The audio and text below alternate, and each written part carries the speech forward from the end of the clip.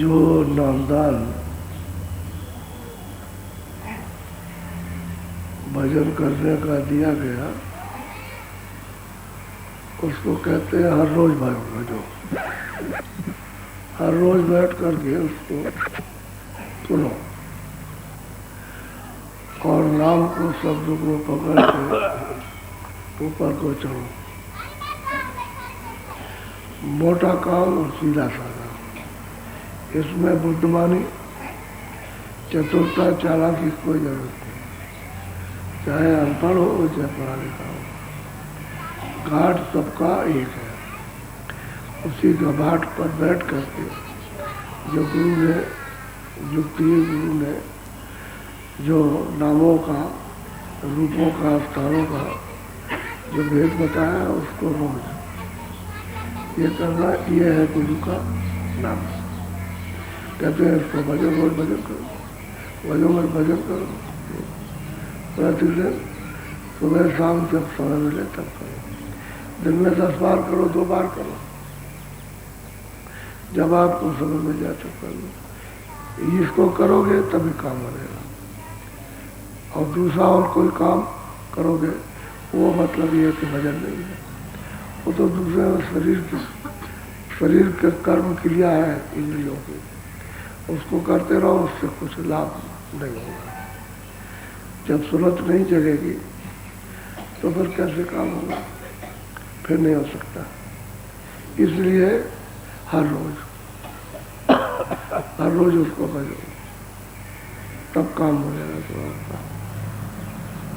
गुरु महाराज जब वो बैठते थे इसी बात की सबको ताकीद करते कि भाई तो तुमको बताया है उसको तुम करो, रोज हर रोज करो। तो अंदर में चलोगे तो मैं बताता चलूँगा और तुम्हारी मदद करता चलूँगा। और तुम बाहर घूमते रहोगे इंद्रियों के दरवाजे पर, तो मैं तो इतना ही कह सकता हूँ कि तुम दरवाजे में बैठो। मैं तुम्हारे साथ जबरदस्ती करूँगा तो स्वामी जी महाराज कहते थे, कह लगे तुम कल चलाओगे, तो कह लगे देखो हम तुमको बताते हैं। तो दिखाया उन्होंने, जब कह लगे हमको नहीं, हम नहीं कर सकेंगे और ये हमारे साथ में बड़ी शक्ति हो रही कि हम सब भूल जाएंगे, फिर हमको कुछ यहाँ का याद नहीं जाएगा। कह रहे भाई तुम भूलोगे नहीं, और एक तबे तो तुमको भूल नहीं है कि आज भूलो कल अभी भूल जाओगे तो बस सदा के लिए स्थिर हो जाएगा और वक्त पर तुम सब भूल जाओगे। वक्त पर उस काल कर्मों की चपेट में आओगे, जब वो आएगा और जोर से आवाज देगा और अपना भयंकर रूप दिखाएगा, पक कुछ नहीं याद रहेगा। क्षणों में याद नहीं आता, एक क्षण में कुछ नहीं याद, न देख सकोगे न रूप के पहचान सकोगे और न किसी का सुन सकोगे न बोल सकोगे। तो कहते हैं कि भाई तुम एक दफे तो भूलोगे तो भजन में भूल जाओ, तो करो उसको भजन में, उसको डरो मत, घबराओ मत। अंदर में साधक जब साधना करते हैं तो कुछ डर लगता है, क्योंकि तमाम तरह की सूरतें और मूर्तें जब दिखाई देती हैं तो कुछ भयदायक भी होती, उनका भय का स्वरूप होता है डराने का, और कुछ अच्छी होती हैं, कुछ प्रेम का स्वरूप होता है। तो कभी कभी साधक जब शुरू में देख लेता है, डर लगता है, उसको डर लगता है। और वो हमको भी अनुभव उसका, जब शुरू में तो डर जाते हैं, तो फौरन भाग करके स्वामी जी महाराज मान गए और कहा कि डर लगता है। तो कहने लगे नहीं ऐसा करो, अब ये जुक्ति करो, डर नहीं लगेगा। तो फिर उनका बताया हुआ जुक्ति करने लगे। कहते हैं गुरु स्वरूप को याद करो एक भी आए, गुरु स्वरूप को याद करो एक भी आए, कोई नहीं आएगा और डर निकल जाएगा।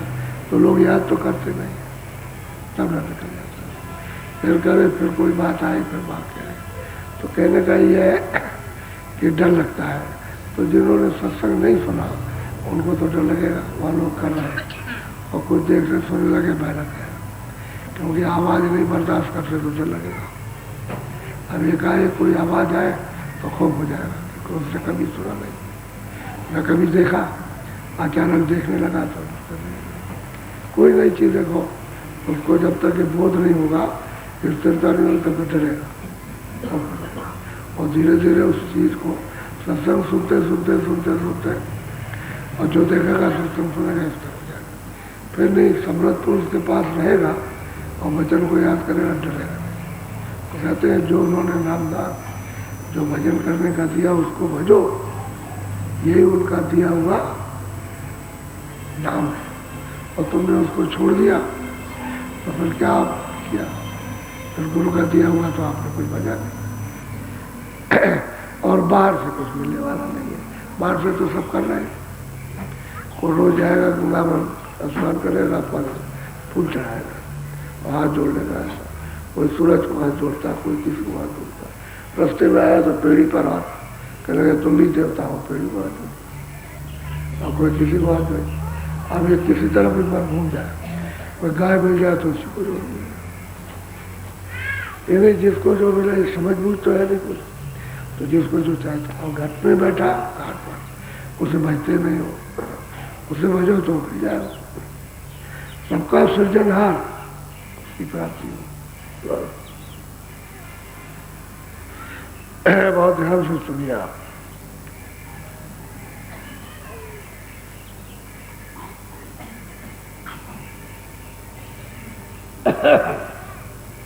आज आरती एक कहूँ भारी, सोमेरन सत्य गुरु करूँ आधारी।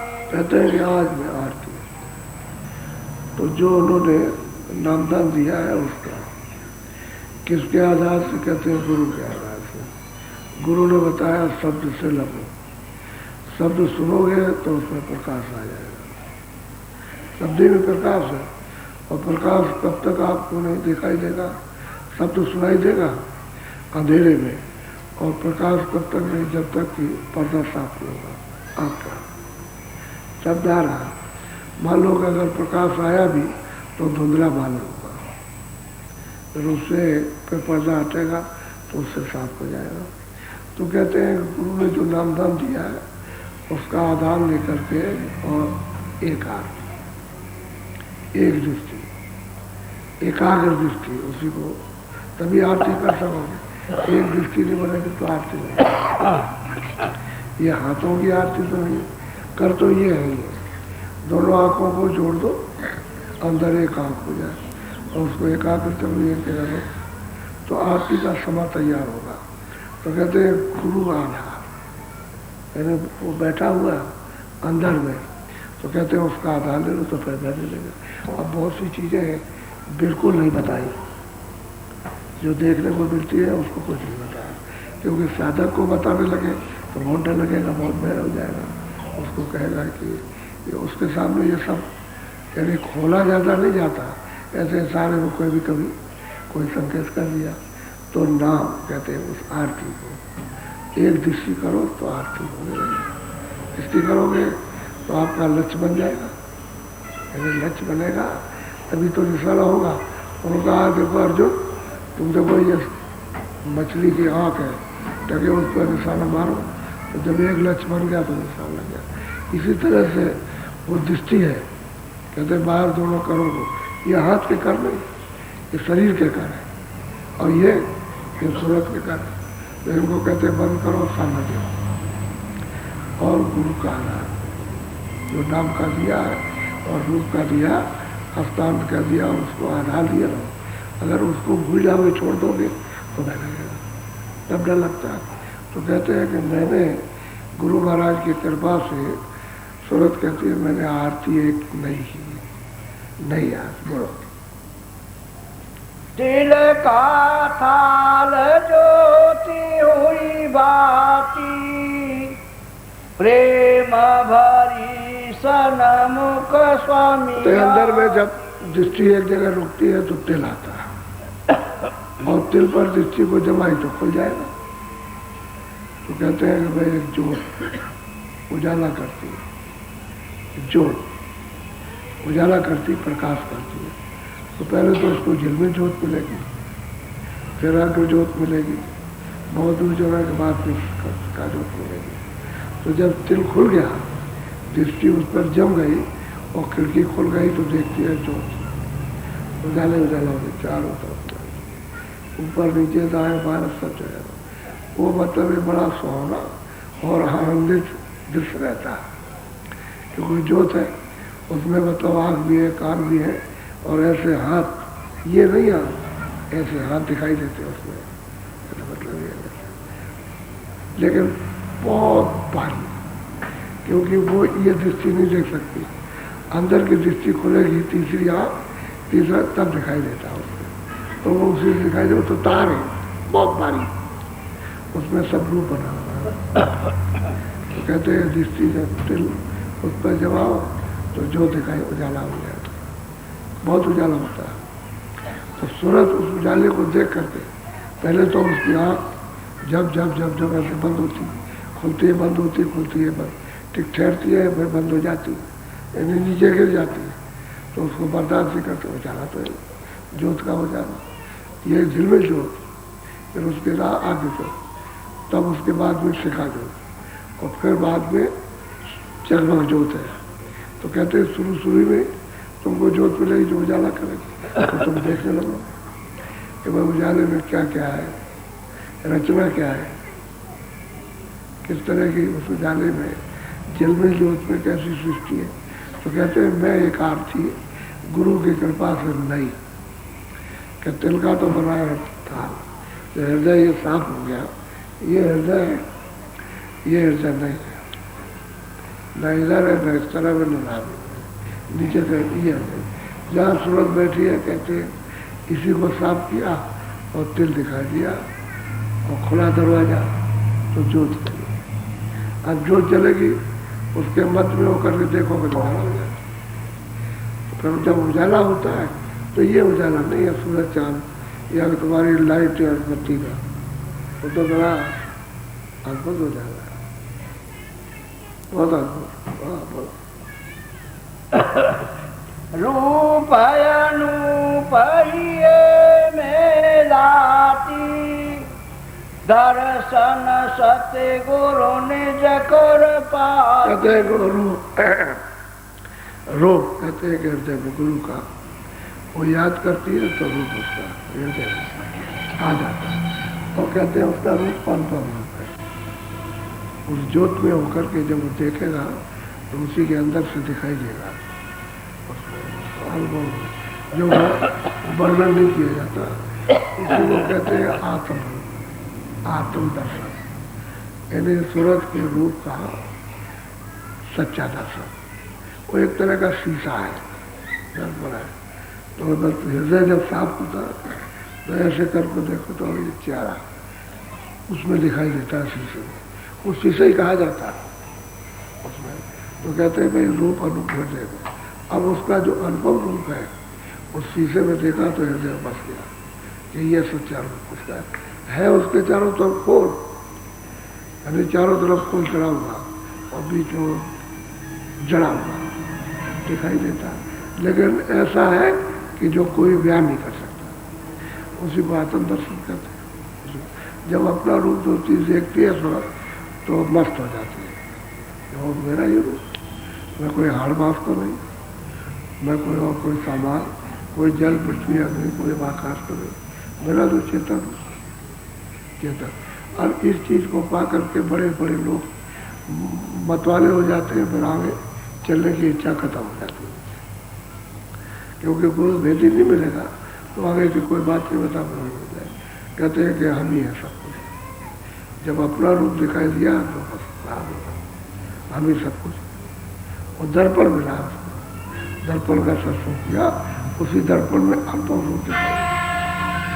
अब ये अजीब आरती उसकी सजाई जो गुरु ने भेजी है नामदार, उसको पकड़ करके निशाना बनाया उसको, तब ये दरवाजा खुलता है। तो दरवाजा से बंद है बिल्कुल ऐसे, एकदम ऐसे बंद करा। अब सूरज वैसे दृष्टि उसकी बहुत तेज है, इतना कोई भी यंत्र नहीं है जो तेज होगा। अगर दृष्टि को जमा ले तो पहाड़ के पहाड़ गंदगी के साफ हो जाते। जब तक दृष्टि उसकी ऐसी हिलती रहेगी तब तक तो पहाड़ नहीं चिपकेगा, और जो उस काले पर घोर काला उस पर दे तो वो छेद कर देगी, उसमें छेद कर डालती, कितना तेज है, और उसको मुलायम कर देगी। जैसे मुलायम हो गया उसके अंदर प्रवेश हो जाए तो सब मैला कचरा जितना भी है वो दृष्टि सब निकाल के बाहर आ गए। इसीलिए कहते हैं एकाग्र दृष्टि, कंसंट्रेशन जब करोगे तो मतलब ये दरवाजा पे रहेगा ये साफ हो जाता है मतलब, यानी प्रकाश को यहाँ छा जाता है सब, जहाँ सूरत बैठी है चारों तरफ उसके छा जाएगा। अभी चारों तरफ गंदगी छाई हुई कर्मों की, पाप और पुण्य की गंदगी पर्दे छाए, ऐसे ही जब उधर प्रकाश आएगा ज्योत का तो चारों तरफ छा जाएगा। तो वो बड़ा आनंदित दृश्य उसका विचित्र होता है साधक को। बोलो मैं चकवी सतगुरु हुए चकवा, रहने भाई तो हुआ बिछोड़ा। वो कहते हैं भाई मालिक और सूरत वो इस पार है, मालिक उस पार है, यानी नदी है तो मालिक तो उस पार रहता है और मैं इस पार रहता। तो कहते हैं कि हम दोनों साथ थे लेकिन बाद में क्या हुआ, बिछोड़ गया। जब रात आई, जब कर्मों की रात आई तो बिछोड़ गया, तो मालिक उधर हो गया सूरत इधर हो गया। पहले दोनों एक थे, अलग अलग नहीं थे, एक ही साथ रहते, अब अलग है। उस पार चले गए इस पार, लेकिन अब यह है कि उसको तड़प है कि रात्रि को बाहर हो गए इधर हो गए, चिल्ला रही सूरत चिल्लाती है कि आप मिलो आप मिलो, आप अलग हो गए, अंधेरा हो गया, दिखाई नहीं देता सुनाई नहीं देता, तो वो चिल्लाती है और मालिक उधर से आवाज़ देता है कि भाई तुम मेरी आवाज़ को पकड़ो तो तुम इधर चली आओ, तो तुम चली आओगे तो मुझे पालूंगी और मैं तुमको ले चलूँगा। तो वो दृष्टांत तो देते हैं चकई चकवा का कि सूरत इधर नीचे बैठी है, तो शब्द छूट गया उस पार है। अब ये बीच में जो एक तरह की दीवार लग गई कर्मों की, ये कैसे इसके पार जाएंगे, तो उसका गुरु यतन बताते हैं कि भाई तुम एक हाथ, तो सूरत कहती है कि मैंने एक अद्भुत आरती इन्हें उसका थाल सजाया, कहते हैं तिल का थाल सूरत बात, तिल की सूरत की बात ही बनाई और फिर ज्योत उसको देखा, उसका दर तो झिलमिल ज्योत होती है। उसी को पहले ही साधक जब शुरू में साधन करता है तो ये जरूर आएगा, बगैर इसके मिले हुए आगे नहीं जाता। लेकिन बहुत मस्त उसके दर्शन से छोटी मोटी मस्ती नहीं आती, जैसे चक्रवर्ती राज उसके सामने क्या ऐसा हुआ है। यानी वो तो देवता है, जो जलमिल ज्योत है उसमें तो रूप है, जब उसका होता है तो ये राजा फाजा ये सोना चांदी उसके सामने कुछ। हम कहते हैं कि भाई उसमें होकर के जब वो देखती है तब मतलब ये पढ़ो सत्य गुरु पार बसेरा कीना, क्यों कर मिलूं राह नहीं। हम तो रहते हैं मृतलोक में, कर्मों के देश में, यहाँ बंधे पड़े हुए हैं, उसका हिसाब दे रहे हैं और ये कर्मों का हिसाब कभी चुकता नहीं है। और सदगुरु रहते हैं पार, वो तो सतलोक में रहते हैं, वो तो बसेरा हुआ करते हैं। हम यहाँ रहते हैं तो हम उस पार जाएंगे कैसे, जब तक कोई आधार न मिले तो उस पार कैसे जाए। तो उनका भाषा उधर अपने देश में और आपका भाषा परदेश में। अब सूरज चलाए, अब वहाँ से आए वही रूप धारण करके एक छोटा रूप लेकर के आए और बताया कि अरे मालिक तुम्हारा था, चल मेरे साल में तुझको ले चलो, मुझे सब मदद करूँगा, सब सामान सब चलने का तैयार करूँगा।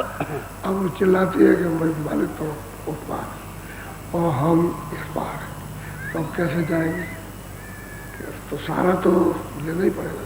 तो सदगुरु का जब सारा मिल जाएगा तब तो जाएगा, वैसे किसी साल मिल जाएगा। जो उसको आराम नहीं जाने वाला नदी को पार उतर गया वही उतार सकता, और जो नदी पार नहीं उतर क्या 3 लोगों के परे जब जाएगा कोई ले जा सकता उस पार, और जो 3 लोगों के परे नहीं जा सकता तो जी रहे। अच्छा हम तो 3 लोगों में भी नहीं जाते, ये मृत लोक में रहते हैं, जड़ लोक में, अज्ञान लोक में, अंधकार लोक में, कर्मों के लिए कोई रहते। हम अपने कर्मों को नहीं उतार पाते, किसी का हिसाब देते 84 में देते हैं, चारों खानों में, फिर नरकों में ले जाता है, नरकों से फिर 84 में डालता है, बस ये हिसाब मिलता है, कभी चुकता ही नहीं।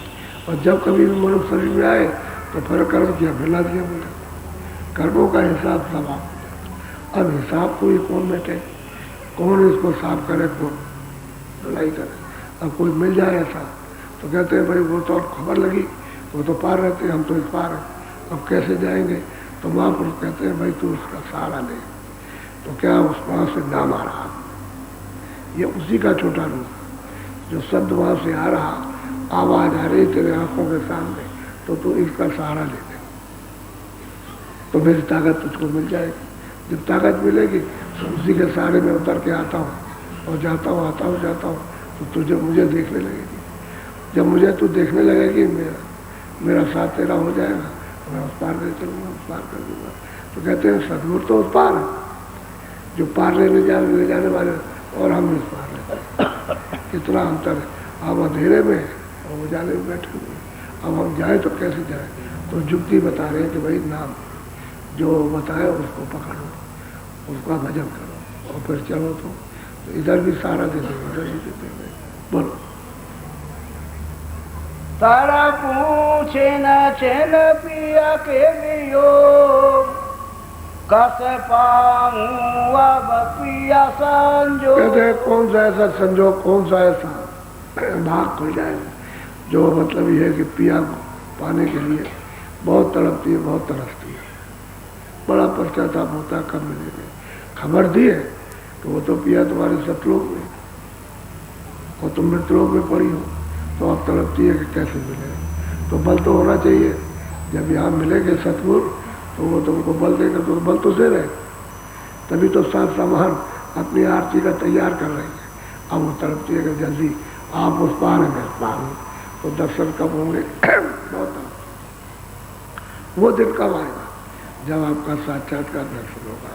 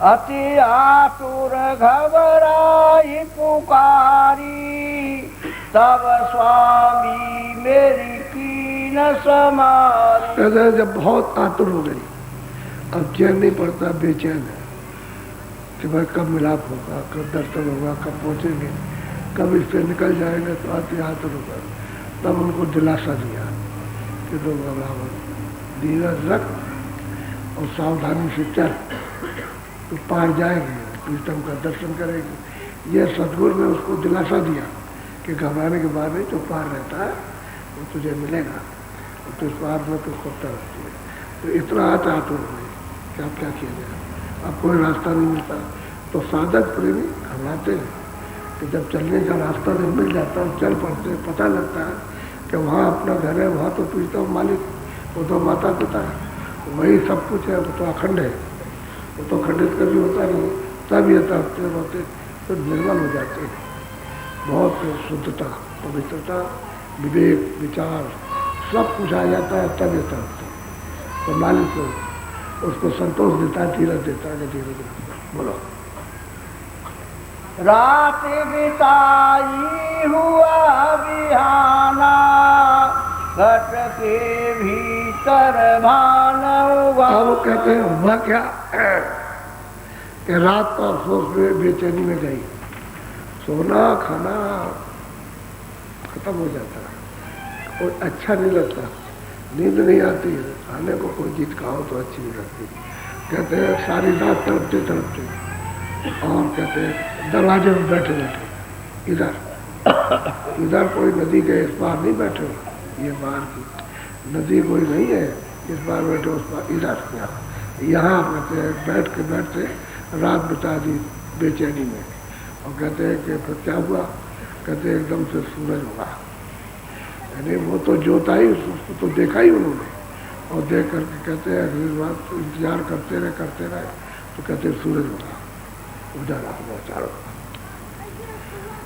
चारों तरफ उजाला हुआ। त्रिकुटी का जो ब्रह्म है उसका रूप है, कहते हैं वो उग गया, सवेरा हो गया। सूरज उगता है सवेरा ही मालूम होता है, यानी उधर साधक को ही पता चलता है सवेरा हो गया, वैसे अंधेरा मालूम होता है। कहते सूर्य होगा, लाल सूर्य, नाम उनका ओम है, रूप उनका लाल, आवाज उनकी है, स्थान उनका, कहते सूर्य होगा। बोलो। और घट के भीतर, घट कहते हैं इस घाट को, अंतर घाट को घट कहते हैं, यानी इंद्रियों का घाट नहीं, नाक का, न कान का, न नाभि का है, कोई घाट नहीं, वो तो घट दोनों आंखों के ऊपर, कहते हैं वहाँ सूरज होगा।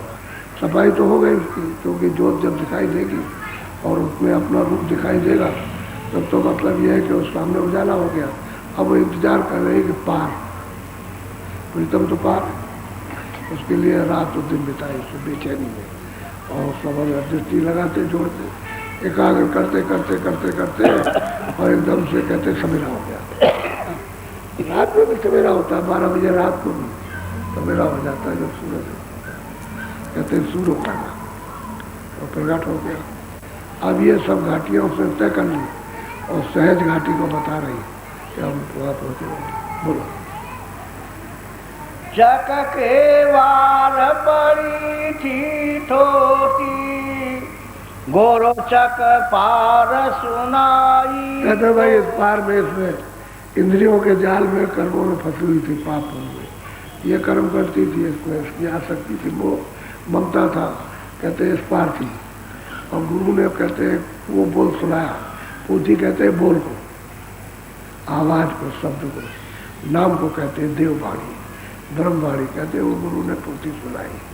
तो कहते हैं कि यही उस पार की बोली उसने जब सुनी तो मतलब कि चढ़े, वो तो आवाज सुनते ही वो चढ़ जाए। जब सूर्य उग गया, चारों तरफ उजाला उजाला हो गया, तो फिर देखने में क्या बाकी रहेगा, तो तुरंत सबको देखेगी। तो गुरु ने ये पूछी, ये भेद बताया शब्द का कि इसको पकड़, तू घबरावा, धीरज रख और तू चढ़ चलेगी ऊपर को। तो साल नाम के द्वारा, शब्द के द्वारा चलाया और सूरज हो गया। तो गुरु महाराज ने आकर के मृत लोक में ये सब भेज दिया, नाम शब्द का, रास्ते का, रूप का, स्थान का, उसकी आवाज़ का सब भेज दिया और कहा आप इसको पकड़, चढ़ो, सुनती चल और चढ़ती चल। तो कहते हैं कि ब्रह्म कृपा कर जब सूर्य होगा तो उसका सामने दर्शन होगा, तो सूर्य होगा वो तो लाल सूर्य, ऐसा रूप सुंदर बोलो। गुरु से मिली खोल कर पात, घाट बाट घट बांधा था। कहते हैं भाई जब त्रिकुटी में पहुंच गई तो वहाँ वो गुरु विराजमान है, थोड़ा सा सामने विराजमान है। तो कहते हैं जगा करके उनसे मिली, यानी दर्शन किया, मिलाप में बातचीत होती है सुरतों की, जैसे आप शरीर से एक दूसरे से बात करते हो, शरीर के शरीर से बात, पंछी अपनी पंछी से बात करेगा, कोई जानवर होगा अपनी बात जानवर से करेगा, उसकी जानवर समझता, आप आदमी की समझते हो, आप जानवर की नहीं समझते हो, और जानवर आपकी आपका तो नहीं समझता। तो कहते हैं जब सूरत वहाँ पहुँची और वहाँ खोल तो कोई है नहीं है, तो गुरु से मिली जाकर के बात हुई, कहते सामने साक्षात्कार भेंट हुई, तेरे दर्शन हुआ, और उनसे लिपट गए जाकर और उनसे मिली जाकर। गुरु जब मिल जाएंगे अब ये पार का द्वार है, पार जाने, अब पार जाने के घाट पर बैठ गए, गुरु से मिली, अब पार जाएगी। अब त्रिकुटी के ऊपर में पार, अब गुरु से मिली तो अब पार चल जाएंगे, इस पार नहीं रहेगी, निकल गए उस पार में। ऐसा समा उसने आरत का सजाया और तिल का कहते हैं सब गंदगी को हटा दिया, तिल खुल गया और ज्योत का दर्शन हुआ, उससे मिलाप हुआ। फिर उसके बाद में उसने 4.5 सब ज्योति प्राप्त की, जिनमें ज्योति अग्नि ज्योति शिकारी जगमग ज्योता प्राप्त। आगे बढ़ी तो कहते हैं कि बड़ी प्यास लगी तो उसको तरफ हुई और उसको धीरज मिला। गुरु कहा था रामा निशाना बना फिर चढ़ जाएगी ऊपर, तो बनाया तो कहते हैं वहाँ क्या हुआ कि सवेरा सूरज निकला, उसने देखा। अब वो तो कहते हैं कि अनेकों ब्रह्मांड है, 1-2 ब्रह्मांड ब्रह्मलोक में अनेकों बड़े बड़े ब्रह्मांड है। और गुरु स्थान वहाँ पर उसी को कहते हैं गुरुद्वारा। उसको जैसे ही प्राप्त करेगी बस उसके बाहर होगी, इस पुल के बाहर उतर सही हुई, तब उसको घाट का सच्चा अपने प्रीतम का तब रास्ता मिलेगा। वो प्रीतम का बगैर वहाँ बैठ पहुँचे हुए रास्ता नहीं हो सकता, क्योंकि वहीं से सब काम उसका बनेगा। इतनी मेहनत तड़प की, यदि बेचैनी कि उसको नींद गई और भूख गई और उसको कुछ अच्छा नहीं लगता संसार का, तब जा करके और यही सुरते कमा लेते। महापुरुषों की दया यही लूट लेती है, रो के गा के चिल्ला के समझ के याचना करके प्रार्थना करके और सुमरन से ध्यान से भजन से जो कहते उनकी कृपा ले ली और दया कृपा से काम बन जाता। और दया कृपा ना रहे तो कुछ नहीं होगा, तो कुछ नहीं होगा। लोहा जो चुंबक संग मिली सोराते शब्द से जा। हम कहते हैं कि वो दृष्टांत क्या देते हैं कि लोहा जो है जब चुंबक उसमें बीच में कोई काई रहेगी या जंग लगा रहेगा तो नहीं खींचेगा, जब साफ लोहा होगा तो कैसे खींचेगा चुंबक। ऐसे ही सूरत के ऊपर में कोई खोल, ये स्टूल खोल या लिंग खोल या सूचम या कारण खोल, कोई भी खोल आएगा तो वो शब्द उसको नहीं खींचेगा। चुंबक है, वो सूरत का चुंबक है। और जब इस पर कोई पर्दा नहीं रहा तो उसने सट से अपने में खींच लिया, मिला लिया, अपना रूप कर लेता। यही सूरत उसका रूप हो गई, शब्द का आवाज, जो वहाँ की आवाज है उसी का रूप हो गया। अब सूरत शब्द रूप हो गई। जब शब्द रूप हो जाती है तो ब्रह्म से ज्यादा प्रकाश ये जो सूरत बैठी हुई है दोनों आंखों में पीछे इसमें हो जाता है, इतना प्रकाश होता है। और शक्ति बहुत होती है। जब पार ब्रह्म पद में जाएगी तो बहुत शक्ति होगी, छोटी मोटी शक्ति, लेकिन उसका उपयोग इन जीवों में थोड़ी किया जाता है कि पता चलेगा कि कोई करामात दिखा दो, हो तो एकदम समानता एकदम सब हो जाता है। किसी जीव पर वो कहे कि छोटे मोटे लोग तो शराब देते हैं, लेकिन ये कहाँ शराब दे सकते हैं, तो बोध होता है, तो स्वरूप का हो जाती है। तो कहते हैं फौरन उसने शब्द में स्वरूप को अपने में मिला लिया, क्योंकि वहाँ सुनने का शब्द आ रहा, 10वें द्वार का शब्द आ रहा, किंगरी सारंगी वहाँ बज रही है, और बस उसने जो सुनी तो फौरन, क्योंकि गुरुपद का दर्शन करना उसके लिए वो घाट है ऊपर जाने का, तो घाट पर बैठ गए और वहाँ से बस शब्द आ रहा, उसी के साथ मिल गए। जब शब्द मिलेगी तो वहाँ जितने भी सुनते हैं सब शब्द रूप है, तो मतलब आगे मानसरोवर उसमें सब स्नान करेंगे, तब मानसरोवर स्नान करने का सब तरह की बर्दाश्त करना, आग प्रकाश बर्दाश्त करना, सब बर्दाश्त, सब चीज़ बर्दाश्त करें, सहन कर लेगी, तब आगे इतना प्रकाश इतना शब्द है कि अगर ऐसे ही चली जाए तो टिक नहीं सकती, वहाँ टिकेगी नहीं सकती, वहाँ सब बर्दाश्त कर लेंगे, सब रुक जाएंगे। अब ये पूर्ण समुद्र चढ़ हो गई पारा, 3 लोग के पार, ये पिंड ब्रह्मांड इसके पार चलेगी, लेकिन जाएगी यहीं से, यही स्थान जाएगा, दूसरा कोई रास्ता। आप लोग कोई उधर पहाड़ पे चले जाओ तो भी तो मिट्टी है, सूरत तो इस शरीर के ऊपर बैठी है, तो वो तो जड़ता में बैठी नहीं है, वो तो ऊपर बैठी है खोल के ऊपर। बस सिर्फ यही है कि कर्मों की गंदगी ने उसको वहाँ दबा दिया, बस तो उसके बाद बोझा पड़ गया, इसलिए उठ नहीं पाती है, तो वो शक्तिहीन हो गई। इसलिए क्योंकि आपको तो कर्मों में फंसा गया कि भाई अच्छा ये बुरा कर्म है, इसको अच्छा, ये छोटा है बड़ा है, इसमें करो, इसमें करते जाते। अब क्या करें बेचारी, बोलो। सुरति दृष्टि करे द्वारा झाका, तोड़ा जाई सुई का नाका। कहते हैं कि भाई उस लोग के लिए तो सुई का नाका, यानी कितनी बारीक दृष्टि, कितनी बारीक, कितनी पैनी, जो किताब में लिखी नहीं जा सकती, या बचनों में इतनी पैनी, इतनी बारीक दृष्टि उस प्रकाश में, इतना प्रकाश है, इतना प्रकाश है कि उसमें फिर उसकी सुई का, अब वो दरवाजा जब मेरे तो पार जाए तो उसके पार निकले जाए। चल बोलो। भीतर धस जो लीला देखी, बरनु कैसे बात अगम। कहते हैं भाई अंदर जब गई उसके, उस पार ब्रह्म पद में गई, तो कहते हैं जो वहाँ की लीला है, जो हम देखते हैं, वो हम कैसे वर्णन करें, यानी उसका कोई वहाँ पर नमूना कोई मिलता नहीं कि ऐसा है, इस तरह का है, तो सोचते ही उसका अनुभव करती वहाँ जाते, उन्हीं के देखने की चीज़। अरे बेटे शहर को, किसी पहाड़ को यहाँ से जाओ देखने के लिए, तो बाहर से देखो तो पूरा वर्णन नहीं कर सकते, ये कहो बहुत अच्छा है, बहुत सुंदर है, बहुत साफ है, लेकिन वर्णन नहीं कर सकते आप। तो जब बाहर की चीज़ देखते हो दो आंखों से, शरीर की आंखों से, वो वर्णन नहीं कर पाते। कोई चीज़ खाओ, इतना ही कह सकते हो बहुत मीठी है, बहुत स्वादिष्ट, लेकिन वर्णन नहीं कर सकते। पूरा मतलब ये, तो ये तो गूंगे का गुण है, ये तो सूरत जो है उसका सच्चा मतलब ये ऐसा से तो जो लीला वहाँ देखी, आंखों से देखने को मिलती है, वो तो कहते हैं अदम लीला कहने में, अदम कहते कहने में नहीं आती, तो सुनते ही नहीं, चढ़ेगी लेकिन जाएगी शब्द ही से, शब्द सब जगह पर, सब मंडलों में शब्द है, और वही ले जाएगा। मंडलों के अंतर्गत का शब्द अलग है, और जो खास स्थान पर पहुँचाएगा, जिससे ये मंडलों के नीचे जो इन्होंने ये रचना की है, तो सब्जी से जाएगी, इसलिए पौड़ी बना रखते सीढ़ी।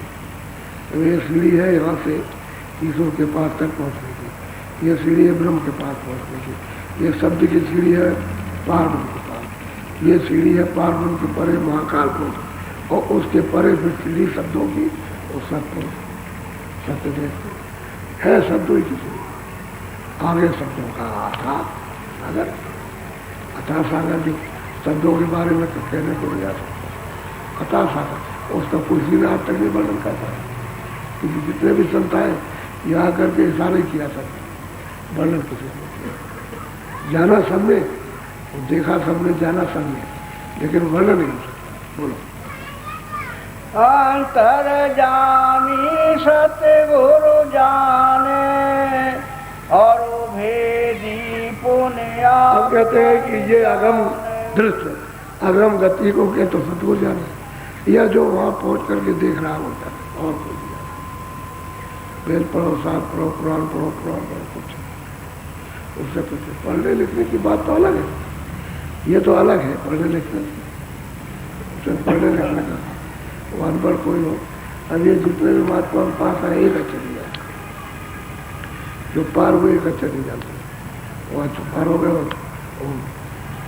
बहुत, मतलब सब कुछ जानने लगे, और जो पढ़े लिखे पार हुए वो कहते हैं कि भाई हम नहीं जान पाते, और मतलब जब वो वहाँ जाएंगे तभी जान सके, वैसे नहीं जाए। बाहर से कहते हैं हमने तो बाहर से बहुत पढ़ा, लेकिन कुछ नहीं जान पाया, और जब देखा अंदर दस करके तब चिल्लाए। ये तो मतलब ऐसा रहस्य है कि रहस्य रघुनाथ का, और वेग में जाना है कोई, जो जाना सुनमुर के पास, सपने में होगा, कहते गुरु के पास है। अरे वो जो परम पद में जो गुरु यदि हरि बैठा हुआ, कहते वो बैठा है सबसे, उसकी कृपा हो जाएगी। अब वो आता जाता तो है नहीं, अब वही जो संत आते हैं वो उसी का रूप, उसी का बोध लेकर शक्ति लेकर आते, और उसी का भेद बताते, दूसरा और कुछ नहीं, कि भाई चलो ये रास्ता है चलेगा, और रास्ता तुम्हारे अंदर से, अब तुम बाहर ढूंढते फिरते हो, तो भाई चलो इधर मिल जाएगा, भागते रहे, जन्म बिता दिया करते करते, भाग दौड़ करते, देखते देखते सुनते सुनते बात और क्रिया कर जब इसका अब ये अंदर का रास्ता है कि यहीं से चलो अंदर तो सब कुछ मिल जाएगा। इसी से स्वर्ग मिलेगा, वैकुंठ मिलेगा, और इसी से ऊपर में ईश्वर का ब्रह्म का सब निकलते हुए पार हो जाओ। लेकिन होना चाहिए गुरु, बगैर उस महापुरुष के नहीं हो सकता गुरु। अब यही तो सूरज चिल्ला रही है कि भाई देने वाले तो गुरु, तुम्हारा सारा मिल गया, तुम उस पार रहते, मैं इस पार रहता हूँ। अब चिल्लाती है, रोती है, चीखती है और व्याकुल हो रही, तो फिर उसको समझ देते कि चलेगी वो पिया से मिलेगी क्या। बोलो श्याम से तके मध्य समानी घंटा शंख। फिर वहां से नीचे उतर जाए कि भाई कोई लोग शायद मतलब ये समझ ना सके तो कहते हैं श्याम सुंदर, श्याम सुंदर कहते हैं। जो सैदल कमल में बैठे हुए श्याम सुंदर, उनकी बाड़ी क्या है, घंटा कहते हैं यहाँ फंस गई और उनसे मिल जाकर के उनके अंदर समाई, यानी उस पार चली गई। समाने का मतलब है उधर माज उधर, उस पार सोलह नजर आया तो कहते हैं कि भाई श्याम सुंदर में समाई, उससे मिली जा करके पार हो गई, उस पार चली गई। अब फिर समझा रहे कि शायद कोई मतलब इसको भूल जाए, तो फिर नीचे आकर के फिर बताया कि नहीं ऐसे चलो, घंटा शंख की बाणी को सुनो। जब उस आवाज को घंटे शंख की सुनोगे, वो तो मतलब है जब बजेगा तो तीनों लोग में बज रहा, वो एक लोग में। लेकिन ये मंदिर वाला घंटा मस्जिद और वो मतलब है गिरजाघर का नहीं है, ये घंटा है इधर उसका जो तीन लोग का मालिक है, जिसको मुसलमान खुदा कहते हैं, हिंदू ईश्वर कहते हैं, ईसाई उसको गाट कहते हैं, उनका घंटा बनता। और उसी का चिन्ह है आपके मंदिर को मस्जिद में, गिरजाघर में। जिन्होंने उसको सुना उन्होंने बना मतलब ये है कि अब खुद ही किया। नीचे के लोगों ने कमाई की, नीचे वाले को तो सुना उसको, किसी ने देखा तो बताया, किसी ने उसकी छाया देखी तो उसने कह दिया नहीं है, देखा ऐसा बना हुआ तो नहीं देखा, और किसी ने देखा नहीं ऐसा बना है, इस तरह का है, तो उसने कह दिया मंदिर। अब वो अलग अलग भिन्न भिन्न मतलब ये। तो किसी ने कुछ देख लिया, किसी ने पर्दे देख लिया, वहीं से लौटा। प्रकाश तो है, लेकिन यह है कि प्रकाश में भी पर्दा दिखाई देता है, उसका पर्दा प्रकाश में दिखाए। तो पर्दे को देख लिया कि नहीं वो बड़ा चमकदार है, बड़ी रोशनी है, बड़ा ऐसा है, और बड़ा नूर है, उसमें नूर बरसता है, और कहते हैं ये नूर है, उसी का नूर है, उसी का। वो उसको देख करके लोगों को कहने लगा नूर है, ये जीवात्मा उसकी अंश है। लेकिन नहीं, अंश तो सत्पुरुष की है, क्योंकि ईश्वर भी तो उसी सत्पुरुष का अंश है, और ब्रह्म भी उसी का अंश है, पार भी उसी का। और ईश्वर जीव आए चारों चार सब उसी के अंश है। बीच में न जानने के कारण किसी को भी जानते बना लीजिए मैं आप ही का, जैसे कहते हैं आप ही मेरे मालिक हो, कहते ही हो आप मेरे मालिक। अब पर पति होता है तो उसको कहती है भाई आप पति हैं, परमात्मा है, कहते पति परमात्मा, तो किसी को मान लीजिए आप किसको चाहे। लेकिन सच्ची बात यह है कि वो मालिक सबका, ये तो बीच में है, तो तपस्या की तो मांग करके सब ले आए, फिर को दे दिया गया अपना काम, और आज अपना स्थापित किया अलग से। तो अब तो वो डर नहीं देते, महात्मा आएंगे तभी आप जाते, वो नहीं मिलेंगे कोई नहीं, एक भी जीव नहीं आ सकता। बोलो सूर चांद दो दिश देखे, सुख मन गगनाता। कहते हैं कि सूरज और चांद इधर उधर देखे, और वो कहते हैं कि तारे भी बहुत मंडल तारे थे, सूरजों के बहुत मंडल है, चांद के भी बहुत मंडल कहते थे। अब उधर के चांद का जो इधर उधर पड़ते उसका ये प्रतिबिंब है, तो कई परतों में पड़ा, सूक्ष्म लोक में उसका प्रतिबिंब, फिर नीचे आए तो मतलब यह है कि आपके लिंग लोक में उसका प्रतिबिंब, और फिर उसके बाद में ये प्रतिबिंब पड़ता है इस आकाश में जाकर, तो उसकी मतलब छाया है। जैसे शीशा एक लीजिए सामने और थोड़ा सा तिरछा कर लीजिए तो सूरज का कमरे के अंदर जाएगा, लेकिन जितना सूरज में प्रकाश उतना उस कमरे के अंदर में जो उसका प्रतिबिंब जाएगा उतना प्रकाश नहीं होगा। ठीक है, याद वो उसका ही है। कई पर्दों पढ़ करके ये पर्दे पाया ये असली तो सूरज चांद ऊपर में असली सूरत चांद। वहाँ जब सूरत अंदर जाती है, घंटा संग सुनती है, तो ऊपर में जब चढ़ती है तो सूरज चांद। अब फिर उसके बाद उन्होंने कहा 1-2 सूरज चांद भी बहुत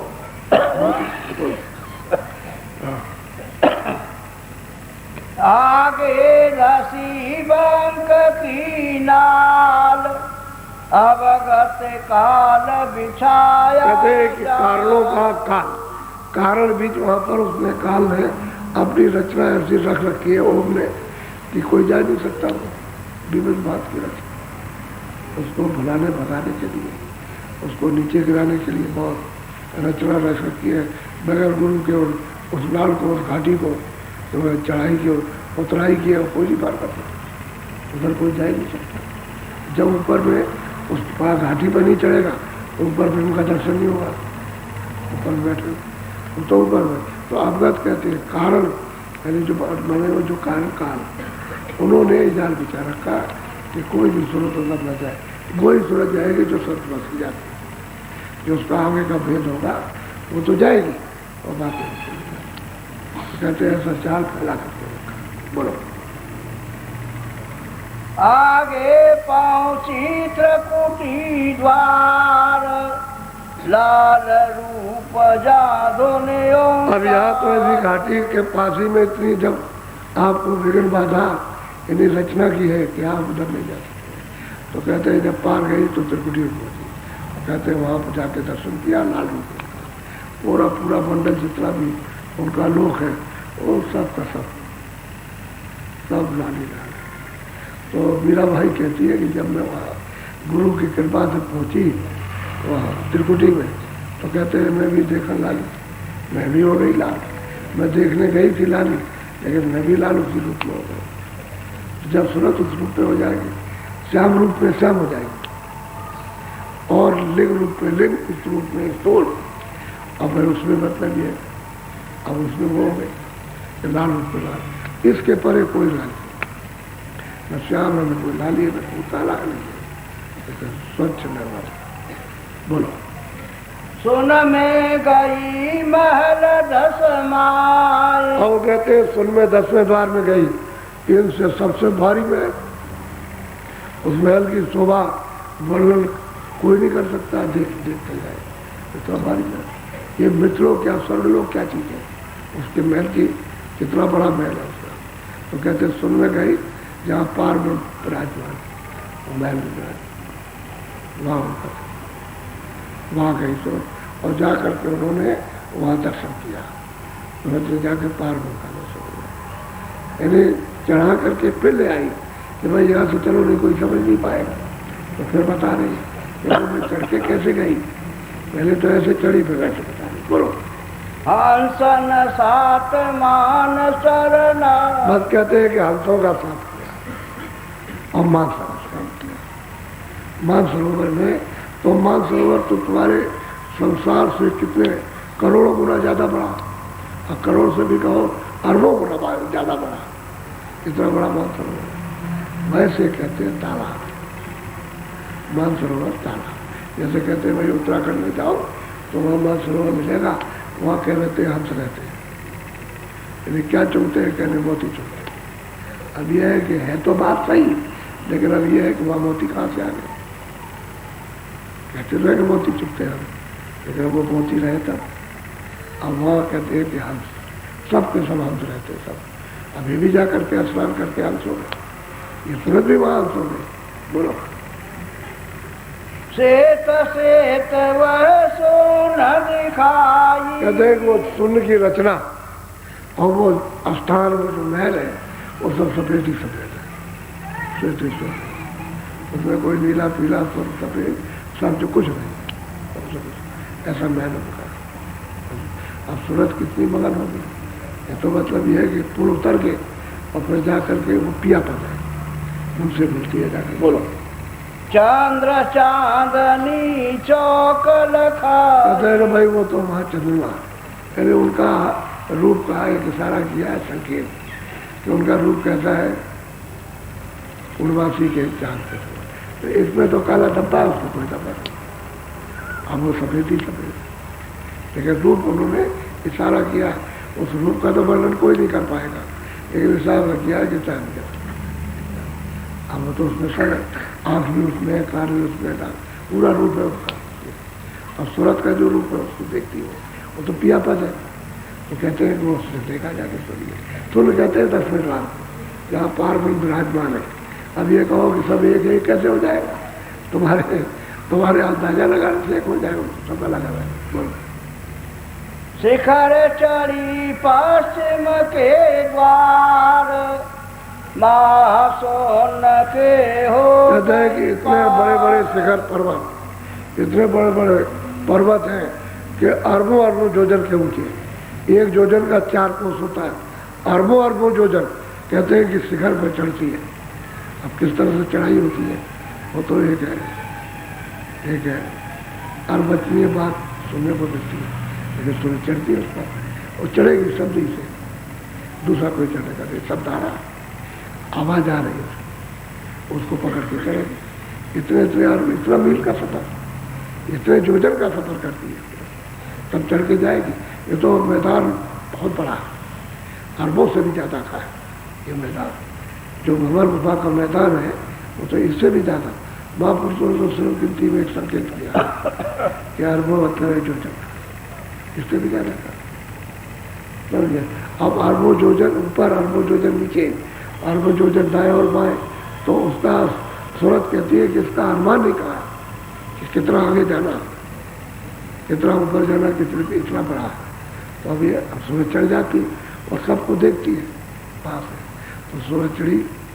अब वो महासुन का ऊपर में भगवान उपासनाथ है जिसमें महाकाल पुरुष बैठे हुए, उन्हीं का नाम सोम पुरुष है।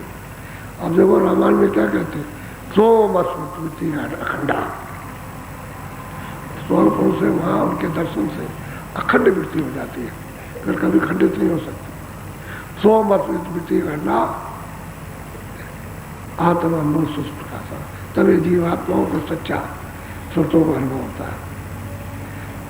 वैसे नहीं होता, अखंड वृत्ति नहीं होगी तब नहीं होता है। बोलो भमर गुफा का भारा, सोहम मुरली सुनी पुकार। कहते हैं वहाँ उस गुफा पर, स्थान पर सोहम मुरली बज रही है, सोहम पुरुष मुरली होती बजा रहे हैं, और वहाँ बार आवाज होती है।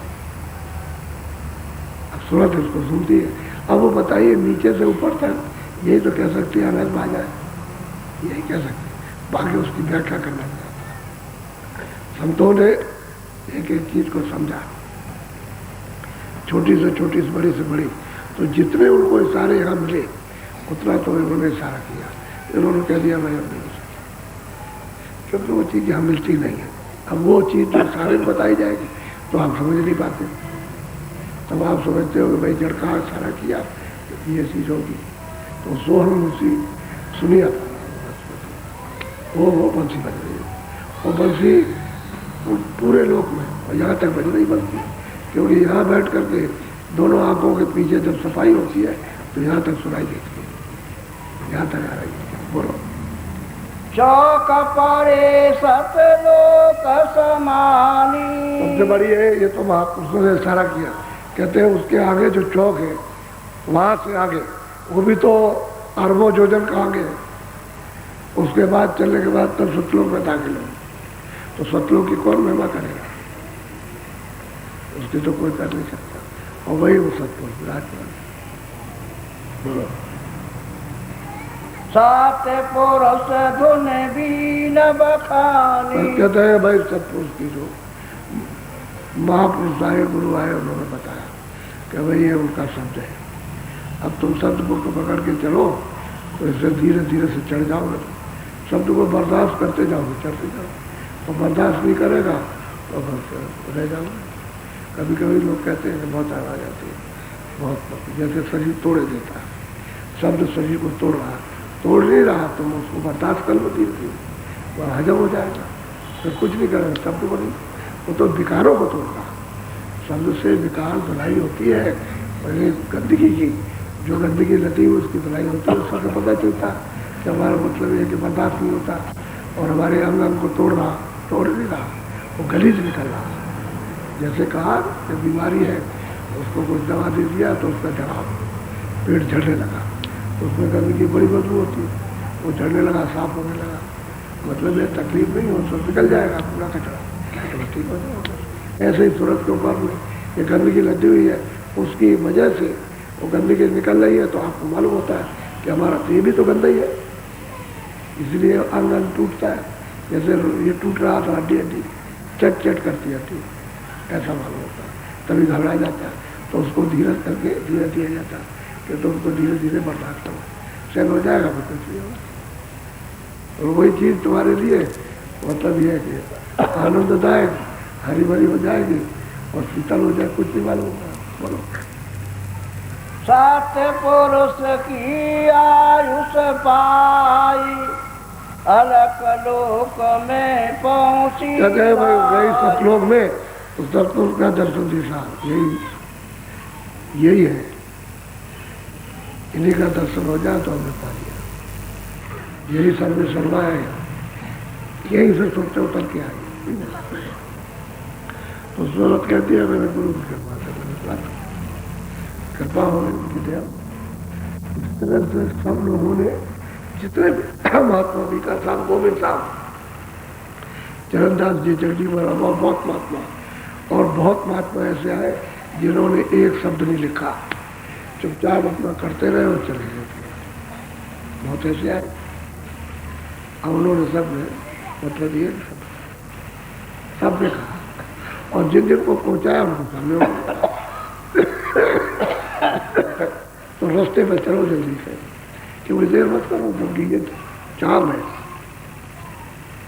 मानो नहीं चमड़ा है, ये तो गलने वाला है, नासवान चमड़ा है, इसमें सूरत बैठी हुई इसी से चमड़े से, इसी मनुष्य शरीर से कुछ कर लो अपना, नहीं तो ये तो मतलब ये पुराना हो जाएगा, अरे मतलब खारिज हो जाएगा, पुराना होगा कहेगा अब यही कहता है इसका मन के मैं तो चले जाते हैं, अब इसमें कुछ रहा तो खारिज हो झीड़ हो गया। अब वो उपजात कहता है मेरी मृत्यु आज ही हो जाए, ऐसा कहता है। अब तंग आ गया ना, परेशान हो गया, अब उसको अपना शरीर अच्छा तो जाएगा तो समय से ही, लेकिन अब ये है कि ये तन है, ये चाम इसी में तुरंत को जगा लो और नाम के साथ जोड़ो, निकलो। बताया जा रहा, मदद के लिए कहा जाता है क्योंकि तुम महाराज मदद कर रहे, हमसे तो ये कह रहे हैं कि देखो भाई हमारा धन है तो किलो बांट कर, और उनसे ये कहना कि भाई गुरु महाराज मदद करेंगे, हम कुछ नहीं जानते। तो हम तो लोगों से कहते हैं भाई तुम ये काम करो, भजन ध्यान समझ का, और गुरु महाराज हम तो उनकी आज्ञा का पालन कर रहे हैं। तो उन्होंने कहा कि मेरा धन बांट देना, तो मतलब है मेरे पास कुछ नहीं, मेरे क्या मेरे पास कुछ नहीं ना, पहले था ना, अब किसी